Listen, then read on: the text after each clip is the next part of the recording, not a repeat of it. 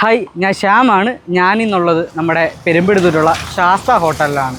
ശാസ്ത ഹോട്ടലിനെ പറ്റി എല്ലാവർക്കും അറിയാം. തലേ ദിവസത്തെ ബീഫ് കിട്ടുന്ന ഹോട്ടലാണ്. നമുക്ക് ഒരിക്കൽ കൂടി ഞാൻ ആ ഹോട്ടൽ പരിചയപ്പെടുത്തി തരാം. നമ്മളങ്ങനെ ശാസ്ത ഹോട്ടലിലെ അടുക്കള ഭാഗത്താണ് നിൽക്കുന്നത്. ബീഫ് കറി അടുപ്പിൽ കിടന്ന് തിളയ്ക്കുന്നുണ്ട്. ഇപ്പുറത്ത് ബീഫ് ഫ്രൈ ഇരിക്കുന്നുണ്ട്.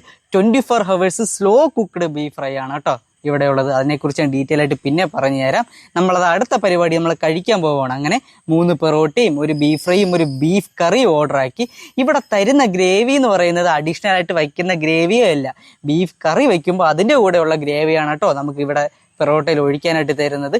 ഈ പെറോട്ടയിൽ ഗ്രേവി ഒഴിച്ചു കഴിഞ്ഞാൽ നമ്മളൊരു 3 മിനിറ്റ് സമയം കൊടുക്കണം. കാരണം ആ ഗ്രേവി അങ്ങ് പെറോട്ടയിൽ അങ്ങ് കുതിർന്നിറങ്ങി പെറോട്ട നല്ല സോഫ്റ്റ് പോലെ ഇരിക്കും. ഇവിടുത്തെ ബീഫ് ഫ്രൈ ഞാൻ നേരത്തെ പറഞ്ഞതുപോലെ തന്നെ 24 hours സ്ലോ കുക്ക് ചെയ്ത ബീഫ് ഫ്രൈ ആണ്. അതുകൊണ്ട് തന്നെ ഇവിടുത്തെ പീസൊക്കെ വളരെ സോഫ്റ്റ് ആയിരിക്കും. ഇതിലെ കറിയൊക്കെ നല്ല രീതിക്ക് വറ്റി, ഉള്ളിയൊക്കെ നല്ല രീതിക്ക് വരണ്ട നല്ല തിക്നെസ് പോലെ ഇരിക്കും. എനിക്ക് ഇവിടുത്തെ ബീഫ് കറിയെക്കാട്ടി ഇഷ്ടപ്പെട്ടത് ഇവിടുത്തെ ബീഫ് ഫ്രൈ ആണ്. അങ്ങനെ അടുത്തൊരാളും കൂടി എത്തിയിരിക്കുവാണ്. പഴംപൊരി പിച്ചെടുത്ത് പെറോട്ടയുടെ കൂടെ മിക്സ് ചെയ്ത് കുറച്ച് ബീഫ് പോയിട്ട് തിന്നുന്നത്. എനിക്ക് ആ കോമ്പാണ് എനിക്ക് ഭയങ്കരമായിട്ട് ഇഷ്ടപ്പെട്ടത്. പിന്നെ എരിവുള്ള എന്തെങ്കിലും കഴിച്ചാൽ എനിക്ക് തണുത്തത് എന്തെങ്കിലും കഴിക്കണത് നിർബന്ധമാണ്.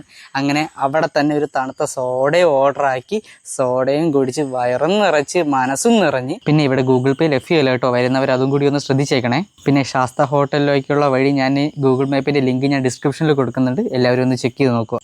അപ്പോൾ കമൻറ്റ് സെക്ഷനിൽ നിങ്ങളുടെ വിലയേറിയ അഭിപ്രായങ്ങൾ പറയാൻ മറക്കരുത്. അപ്പോൾ പുതിയൊരു വീഡിയോയുമായി വീണ്ടും കാണാം. ബൈ.